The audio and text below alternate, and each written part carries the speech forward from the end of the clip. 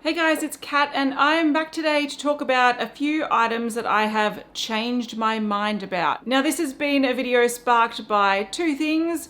One, a product that I love and has come back into my life and I've completely changed my mind about from when I first used it, and also one that I want to declutter and get rid of. So most of these items are things that I didn't like when I first started using them, but then since either trying them again or giving them a shot for a longer period of time or just trying different ways to use it, I've changed my mind about it, so I'm setting the record straight. And then there's the one item that I thought I liked, and then the more I use it, I'm like, this is actually not very good. So let's start with my Paula's Choice. This is the 2% BHA liquid exfoliant. I love this. Now thinking back, when I did first try this, it was when I was renting a place ages ago. So it was probably like 9-10 years ago. I'm just trying to think back. We're at our apartment for 5, nearly 6 years, at the unit before that for 3.5, and then it was before that. So a long time ago. Now I'm going to attribute the difference to aging. So I was in my mid-20s back then, and now I'm in my mid-30s. So my skin has changed a lot. And not that I'm saying that this product only works on older skin, that's not the case at all. But I heard so much hype about this at the time. I was like, look, I'm so excited to try it. And I was just underwhelmed. Now I use this and I'm like, you are my favorite product in my skincare range, and I will repurchase you till the cows come home. Since rediscovering it around mid last year, this is my second bottle, and I've also purchased a backup. So I have another one under my sink and also a mini. I've got a mini as well, like a travel size. So I love this. I'll never be without it. As soon as I use one up, I'm gonna keep buying backups because it's fantastic. So essentially this is just a chemical exfoliant. I like to put a little bit on my hands, rub it into my clean face after I've cleansed my skin, let it dry, and then go on with my serum and my moisturizer at night. I think it makes such a big difference. My skin feels a lot smoother. There's not as much texture. And I also think it reduces redness, which is fantastic. So I do get redness in my cheeks and I feel like it just calms it down a little bit. So I love this product, and I think it definitely demonstrates that sometimes skincare items are great, but they're just not great for you or great for the time that you're using it. So maybe it's a good thing to revisit things down the track. And I'm glad I did. I got my mum onto it and some of her friends, and we placed bulk orders because it is fantastic. The next thing I want to mention is a product that I still don't like for its intended purpose, but I think if you find other ways to use it, it can be really, really great. So this is the face halo, and this is the black one. I also have a white one somewhere, but I particularly like the black ones because you don't see makeup staining, and I think that's quite important. So this is the sort of microfiber cloth that Chloe Morello is the face of. I think she's like part owner in the company. So I think these became popular because she promoted them a lot, and a lot of people were trying them and thinking, oh, I don't need to use cleansers anymore because I just have to rub this on my face and it does the job.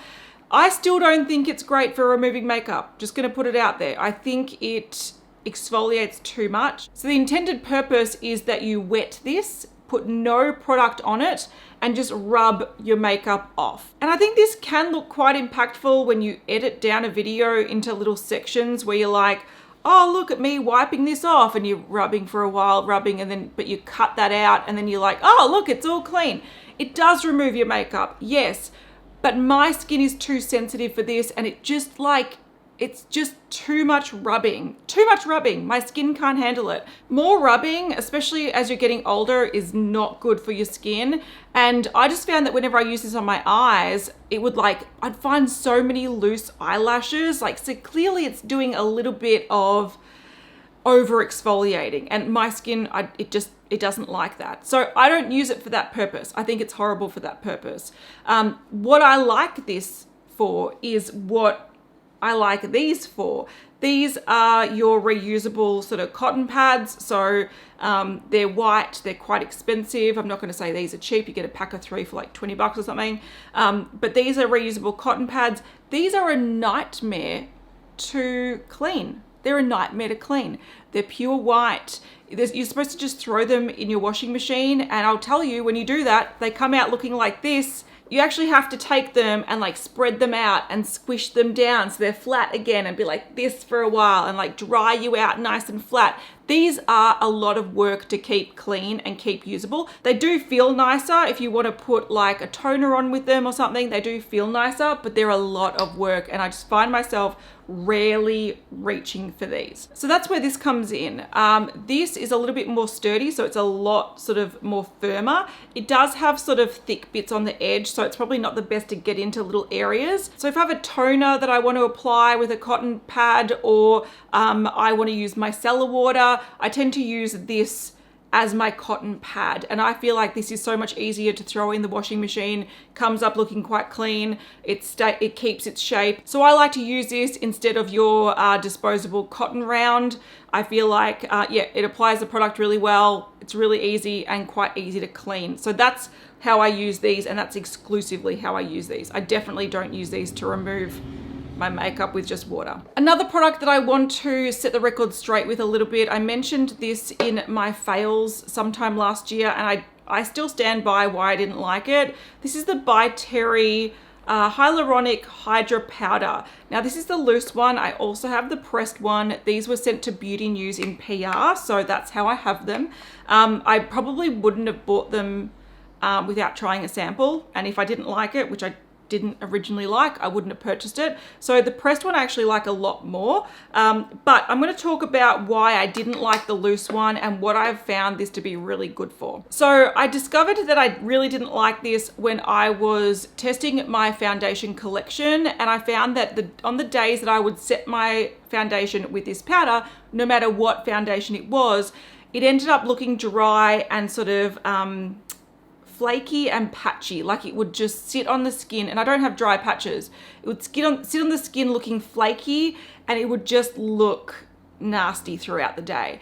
And I concluded that this powder is just not great. It's not for me. So where I find this powder to be quite confusing is that it's got hyaluronic acid in it, so it's supposed to be hydrating, but it's also one of those really ultra fine, like dusty powders that really mattify your skin. Now I feel like if you've got dry skin, and people with dry skin often like a dewier finish, they won't like this because it is too mattifying. But if you've got oily skin and you need quite a lot of powder to set your base like I do, this turns your face into a desert. It actually requires a lot of powder to set down your makeup. So I feel like this powder doesn't really suit oily skin people or dry skin people. So maybe if you've got normal skin, you'll like it. So I was gonna throw this out, and I was like, nah, it's horrible. And then I thought I'll try the pressed one before I throw them out, because maybe I'll throw them both out. I'll put them in like a disappointing products, whatever it is.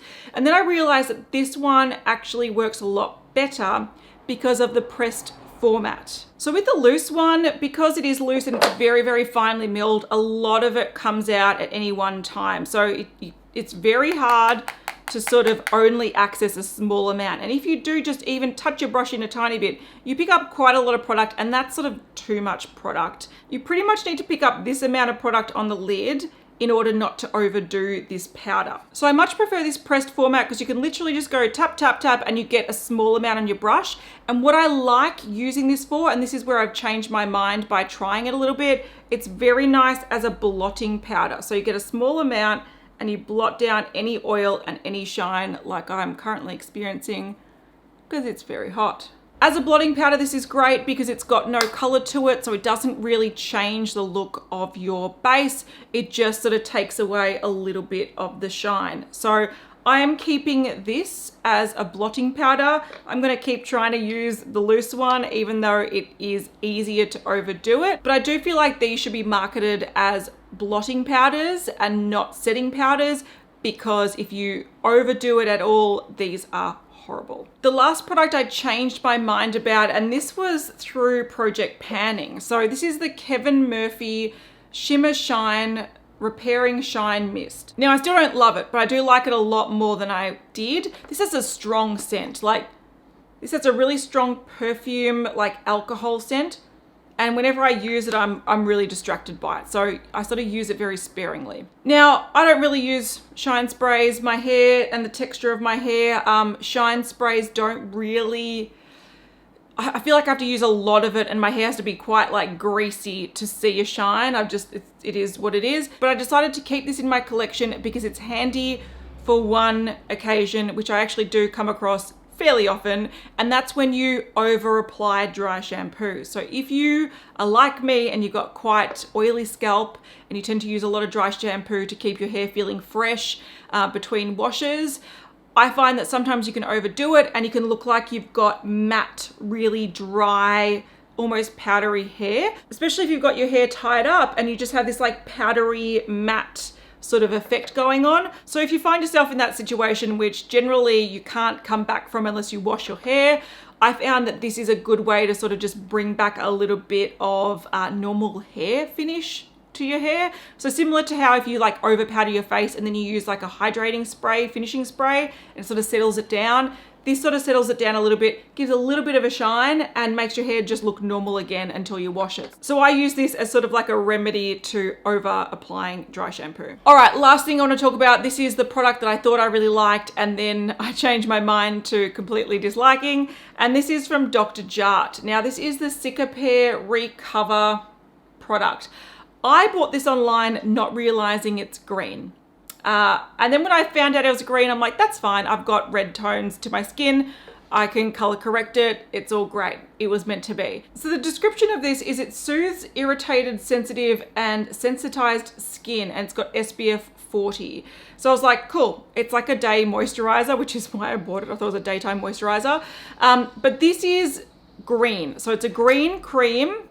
There you go. And it looks like it's not that bad, but it's quite pigmented green. So that's the color there. Now, the thing I quite liked about this originally is that it does actually do a good job at color correcting. So you use a small amount. So it really doesn't need much to change the color of your skin. And even though it's not green, it sort of gives you that sort of green tone, sort of fleshy tone. So it does correct redness. Like I'll put it on here. So I've got a bit of redness. It looks green compared to my red. And then if you blend it in, you're like, okay, we're correcting some of that. That's awesome. So here we go. So hopefully you can see the difference. So I was like, this is great. Okay, I didn't realize it was green when I bought it online. I wasn't paying that much attention, but I can see how it can work on my face. Sounds great. Now, the issue that I have with this, that I sort of discovered over time, firstly, if you do want to use this as a day cream and not just like a spot sort of color corrector, so just like on your cheeks or wherever you get redness around your nose, if you do want to use this as an SPF moisturizer, you need to apply quite a lot of it and cover your whole face. Now that is a disaster waiting to happen. I thought that's cool, fine, correct my whole face, it's all good. You can't walk out of the house looking like that because you end up looking quite gray. And I was like, that's fine. I'll just use this on days where I'm applying makeup over the top. And then when I applied foundation over the top, it actually did change the tone of my foundation. So I had a face that looked a little bit alien-like grayed out. And then I had the rest of my body that looked like my normal skin. So this actually color corrected too well. So yeah, I think this is an interesting product if you do want to just color correct certain areas really lightly. But if you do use this as a moisturizer with SPF, it is horrible. It will make you look like a floating alien head on your body. So yeah, I think there's good points and bad points to this, but what I quickly came to realize is that it's just not something for me. And there's going to be people that are watching this being like, Kat, just use it in the areas you need it. Just use it. It's a great product. And I feel like if you had isolated redness, it might be really good for you. But for me, I actually have quite a red face entirely, or like at least this section of my face. Maybe the sides aren't too bad.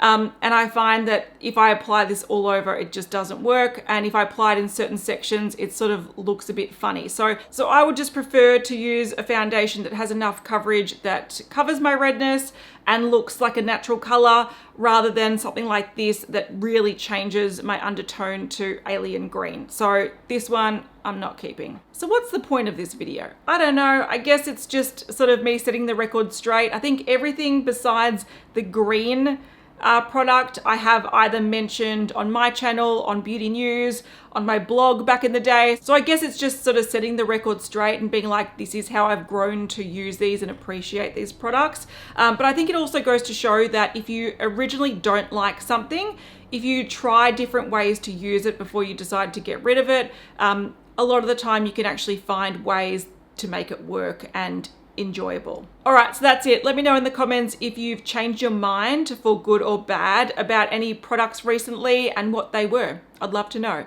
So I'll talk to you then. Bye.